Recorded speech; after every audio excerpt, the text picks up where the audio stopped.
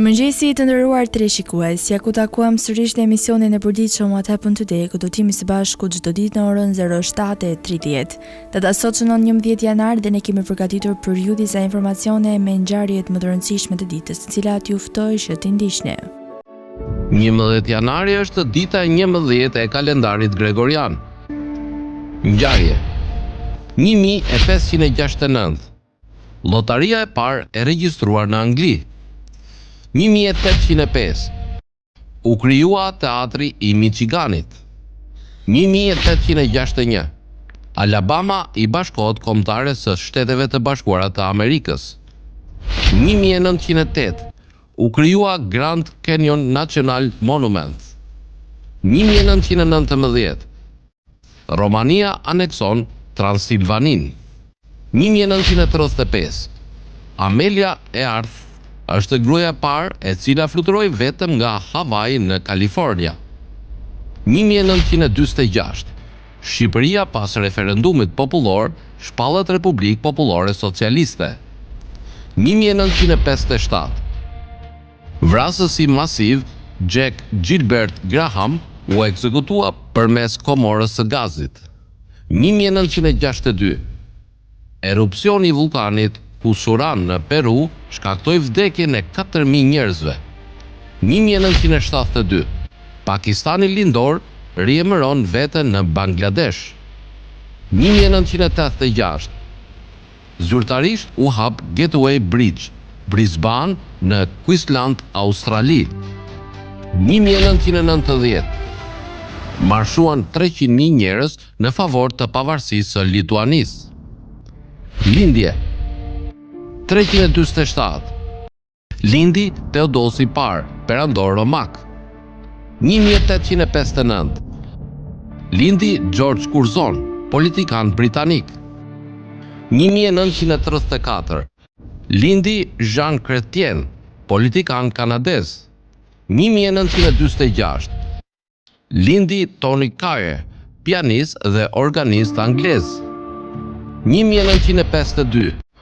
Lindi Lee Rotenor, kitarist dhe kompozitor amerikan. 1970. Lindi Mustafa Sandal, këngëtar turk. 1971. Lindi Mary J. Blige, këngëtare e muzikës soul dhe R&B. 1972. Lindi Amanda Pitt, aktore amerikane. 1983. Lindi Adrian Sutil, pilot gjerman i Formula 1. Vdekje 782. Vdiq Konin, perandor japonez i 49. 1055. Vdiq Konstantini IX, perandor bizantin. 1944. Vdiq Galeazzo Ciano, politikan italian. 1999. Vdiq Enver Maloku, shkrimtar shqiptar. Festa dhe përvjetore. Shqipëri, shpallja e Republikës. Nepal, dita e bashkimit.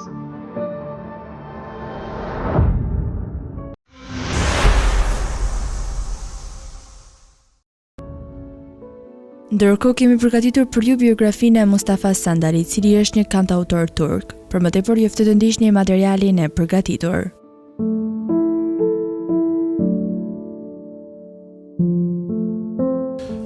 Mustafa Sandal, lindur më 11 janar 1970, është një kantautor turk. Në fillim të viteve 1990, ai shkroi dhe kompozoi një sër këngësh për këngëtar të tjerë dhe bëri një reputacion për veten e tij në industrinë e muzikës. Në vitin 1994, me publikimin e albumit të tij të parë në studio Suç Bende dhe suksesin e mëparshëm, ai bëri emër në Turqi. Kjo u pasua nga publikimi i një albumi tjetër të titulluar Goldede Ani në 1996. Në vitin 1998, kënga Aya Benzer nga albumi i tij i ri Detaj u bë hiti numër 1 në Turqi. Pas nënshkrimit të një kontrate me Sony Music, ai publikoi albumin Araba. Kënga Araba nga albumi u bë një hit masiv. Gjatë gjithë karrierës së tij, ai vazhdoi të nxjerrë shumë albume, duke përfshirë Akisa Birak 2000, Kop 2002, më vonë në etiketën Universal Music, Polydor, ai publikoi albumin Seven 2003, i ndjekur nga Iste 2004, Devami Var 2007 dhe Karizma 2009. Në vitin 2011, kënga e tij me Goldin Ergen, Sikir Sikir, u bë kënga më e shkarkuar e vitit. Në vitin 2012, Sandal publikoi albumin e tij të 10 në studio organik. Në vitin 2013, kënga e tij e re, Tesir Altinda, u bë një nga këngët më të shitura të vitit 2013. Sandal ka fituar shumë çmime gjatë karrierës së tij. Për albumin e tij, Kop, ai u votua artisti më i mirë mashkull në 2002. Përveç punës së tij në fushën e muzikës, televizionit, reklamës, kinemas dhe arritjeve të tjera të rëndësishme, Sandal ka shitur më shumë se 14 milion albume në mbar botën dhe ka bashkëpunuar me shumë artistë. Në vitin 2019, Sandali u bashkua ekipit të Turqisë në kampionatin botëror kombëtar të skijimit të sinkronizuar sportiv.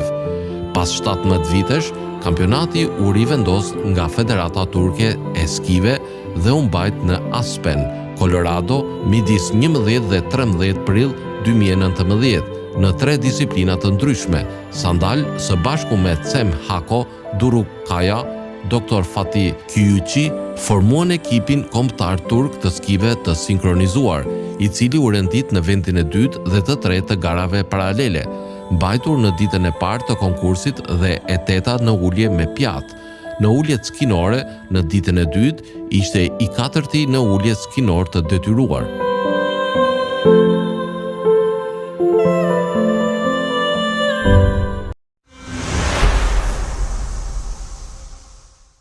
Dhe tani do të kalojmë në rubrikën kuriozitete, ku do të flasim për The North Face. A dini se si është zhvilluar The North Face? Pavarësisht të themeluar The North Beach, San Francisco, The North Face është emëruar pas sanës më të ftohtë dhe më të ashpër të maleve në hemisferën veriore. Tani në më shumë se 50 vite marka jo vetëm është rritur për të bërë nga prodhuesit më të njohur të pajisjeve të aventurës, por gjithashtu ka arritur të depërtojë në treshet e modës. Sot palltot e The North Face mund të gjenden në male dhe rrugë të larta, dëshmi e një marke vërtet universale dhe të gjithanshme. Filluar si një operacion i vogël me pakicë dhe porosi me pozë, The North Face u themelua nga Doug dhe Susie Tompkins në 1964, vetëm disa vite përpara krijimit të Esprit. Me vetëm $5,000, çifti fillimisht siguroi pajisje me cilësi të mirë për ngjitje në shkëmb dhe kamping të hap dyqanin e tyre të parë në 26 tetor të 1966-s, duke parashikuar diversitetin e ardhshëm të markës, hapi paraqiti një përzierje elektrike njerëzish. The Grateful Dead performoi muzikën e tyre të njohur rock në një turm të variante nga entuziastët e natyrës deri tek Hells Angels, gjithë mbledhur për të festuar nisjen e The North Face.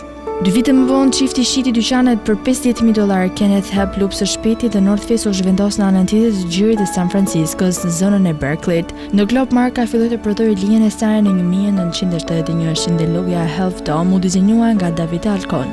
E thjeshtë dhe klasike ajo u frymëzuar nga maja Health Dome në parkun kombëtar Yosemite të Kalifornisë. Duke arritur 2694 metra, është maja më jugore e Indian Ridge, është emërtuar sipas formës së saj. Me popularitetin e tyre gjithë në rritje, marka vazhdoi me kërkime dhe inovacione të përkushtuara. Në 1975 krijoi tendën e saj revolucionare me kube gjeodezike. Me shtylla fleksibël që kryqëzohen mbi sipërfaqen e tij, modeli është i përshtatshëm në mënyrë mbretëllënse për të përballur kushtet ekstreme dhe lëshimi i tij lëshon një moment të rëndësishëm në historinë e pajisjeve të ekspeditës. Në vitet 1980, The North Face u zgjerua dhe më shumë duke prezantuar koleksione ekstreme të veshjeve të skive për të formësuar më tej shitjen e sloganit të kompanisë Never Stop Exploring.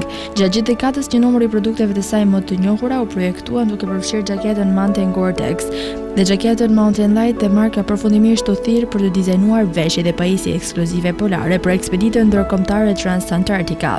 Ekipi prej 6 vetësh i 1990-s u dotoi më shumë se 3700 milje brenda 220 ditëve në një mision për të përhapur ndërgjegjësimin për ndryshimet klimatike globale dhe duke e bërë të përfunduar me sukses kalimin e parë të pa ekstraminuar ndonjëherë të Antarktidës. Jo vetëm që marka pushtoi pejazhet më të ashpra në planet, por gjithashtu filloi të trajtojë kulturën dhe modën popullore. Në vitet 1990, The North Face u bë nga pjesët kryesore në veshjet e hip-hopit, të udhëhequr nga figura të tilla si Notorious Big dhe Sympathy Combs. E lëshuar në një seri ngjyrash të ndezura të bllokut, jaketa e Puffer Naps të vitit 1992 ishte një ikonë e veshjeve të rrugës. Zhvillim dhe shtati ishte pjesa më e madhe e saj, u krijuan së shpejti pjesë e një trendi për fillim të keq. Duke ruajtur dualitetin e saj, sot marka vazhdon të përkrahet nga mësuesit e gjeografisë ashtu dhe nga studentët e këqinj. Zgjedhja më e mirë për alpinistët, skiatorët dhe eksploruesit e suksesshëm së bashku me vëllain e saj të korporatës, Gensport. North Face është një nga prodhuesit kryesorë në botë të veshjeve, aksesorëve dhe pajisjeve me performancë të qëndrueshme. Megjithatë, duke investuar në një sër bashkëpunimesh të dukshme, ajo ka vendosur gjithashtu një vend të fortë në tregjet e modës. Duke u bashkuar me kompani si Timberland dhe Vans, ajo ka treguar se veshja e The North Face nuk është e ndjeshme, por mund të jetë dhe me stil. Bashkëpunimi i tij me Supreme pushtoi botën duke inkurajuar një bazë masive fansash të adhuruesve të veshjeve të rrugës. Që nga viti 2007, dizajnerët kanë punuar në linja të shumta të përshtatshme të produkteve ikonike, për të shfaqur në mënyrë të përshtatshme tiparet të përbashkëta të secilës markë. Përfshirë xhaketën e statujës së lirisë dhe çantat e ripit mekanik, këto pjesë janë shumë të çmuara dhe të vështira për të gjetur. Nëse ky koleksion nuk të mjaftonte për të ndezur një interes për The North Face, bashkëpunimi i tij i vitit 2021 me Gucci me siguri që do ta bëj, duke ripërpunuar modelet e njohura të bezhës dhe të kurrizuara të Gucci-t. Modelet e vlerësuara tani mund të gjenden duke zbukuruar Pufferin e besueshëm dhe atë që ne e duam. Tani uftë të ndiqni rubrikën Edhe shëndeti. Mendja është një barishte shumë e pasur në ushqyes për vlera në shëndetin ton. Vitaminat dhe mineralet që ajo përmban e rendisin atë ndër erëzat dhe barishtet më të shëndetshme për organismin. Në mjekësinë popullore kineze, mendja përdoret gjithsesi për vlerat e saj qetësuese dhe aromatike. Ajo konsiderohet shumë e dobishme në përmirësimin e shëndetit të mëlçisë, mushkërisë dhe zorës së trashë. Mendja sjell shumë benefite për shëndetin. Ka një përmbajtje të lartë antioksiduese që është një nga karakteristikat më bazë që bëjnë mendjen kaq beneficiale për shëndetin tuaj. Cubin përmban vitamina A, B, B1, B2 dhe C, si dhe minerale si zinku, kalciumi dhe magnesi.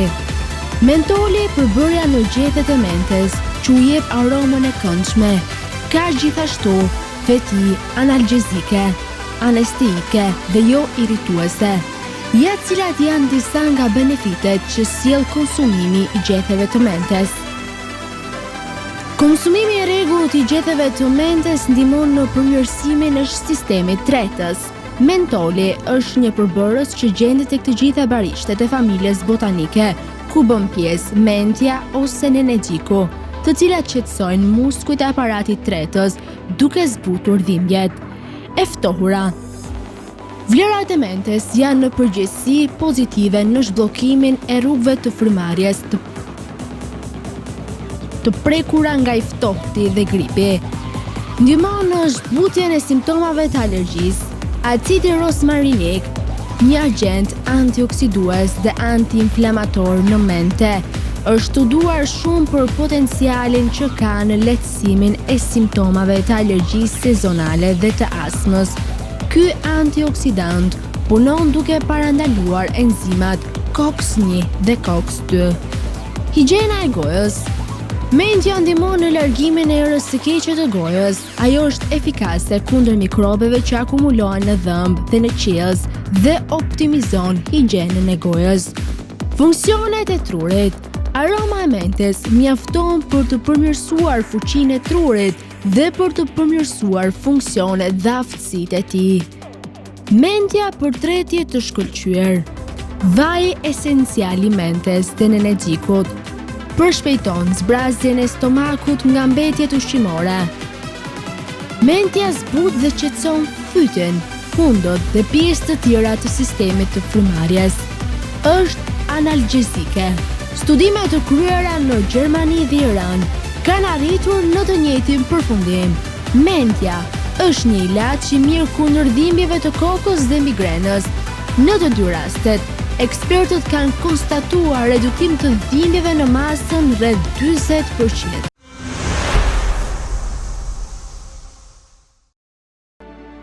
Të njoftë të ndiqni parashikimin e motit në territorin shqiptar për ditën. Territori shqiptar për datën 11 janar 2026 do të jetë në ndikimin e masave ajrore të ftohta duke sjellë mot të paqëndrueshëm me rreshje shiu dhe dëbore në disa zona. Paraditja do të shoqërohet me rreshje dëbore në zonat verilindore dhe lindore, ndërsa në pjesën tjetër të vendit priten rreshje shiu. Pasditja vijon me rreshje shiu në qendër dhe jug, ndërsa në zonat malore mbeten prezente rreshjet e dëborës. Temperatura minimale pritet të zbresë deri në -9 gradë Celsius, ndërsa ajo maksimale do të arrijë deri në 10 gradë Celsius në zonat bregdetare. Gjatë ditës priten shumë pak intervale me diell. Era do të fryejë lehtë deri mesatare nga drejtimi verilindor me shpejtësi 3 deri në 5 metra për sekond. Deti do të ketë dallgëzim të ulët deri mesatar rreth 2 ball. Indeksi ultraviolet për Tiranën më 11 janar 2026 pritet të jetë i ulët rreth 1. Sipas të dhënave astronomike, lindja e diellit në Tiranë më 11 janar do të jetë rreth orës 6:59 minuta, ndërsa perëndimi rreth orës 16:38 minuta. Temperaturat minimale dhe maksimale për disa qytete kryesore të Shqipërisë do të jenë si më poshtë. Shkodër, -1 deri në 6 gradë Celsius. Kukës, -7 deri në 0 gradë Celsius. Peshkopi, -6 deri në 1 gradë Celsius. Tiranë, 1 deri në 8 gradë Celsius. Durrës, 1 deri në 9 gradë Celsius. Kavaj, 0 deri në 9 gradë Celsius. Elbasan, 0 deri në 6 gradë Celsius. Berat, 1 deri në 8 gradë Celsius. Korçë, -9 deri në 1 gradë Celsius. Vlorë, 3 deri në 9 gradë Celsius. Gjirokastër, 0 deri në 7 gradë Celsius. Sarandë, 2 deri në 10 gradë Celsius. Tani njoftë të ndiqni parashikimin e motit në territorin e Kosovës për ditën e Territori i Kosovës për datën 11 janar 2026 do të jetë në ndikimin e masave ajrore shumë të ftohta me mot kryesisht të thatë dhe temperatura shumë të ulta. Paraditja do të jetë e ftohtë me ngrica, ndërsa pasditja sjell mot të thatë dhe pjesërisht të kthjellët. Temperatura minimale pritet të zbresë deri në -12 gradë Celsius, ndërsa ajo maksimale do të arrijë deri në 0 gradë Celsius. Era do të fryejë lehtë nga drejtimi verilindor me shpejtësi 2 deri në 4 metra për sekond. Indeksi ultraviolet për Prishtinën më 11 janar 2026 pritet të jetë i ulët rreth 1. Sipas të dhënave astronomike, lindja e diellit në Prishtinë më 11 janar do të jetë rreth orës 6:58 minuta, ndërsa perëndimi rreth orës 16:29 minuta. Temperaturat minimale dhe maksimale për disa qytete kryesore të Kosovës do të jenë si më poshtë. Mitrovica, -7 deri në -2 gradë Celsius.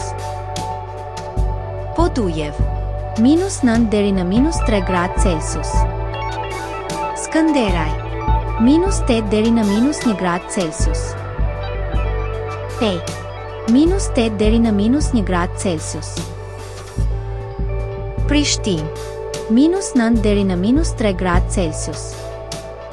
Gjakov, -11 deri në -1 gradë Celsius. Malishev, -10 deri në -1 gradë Celsius.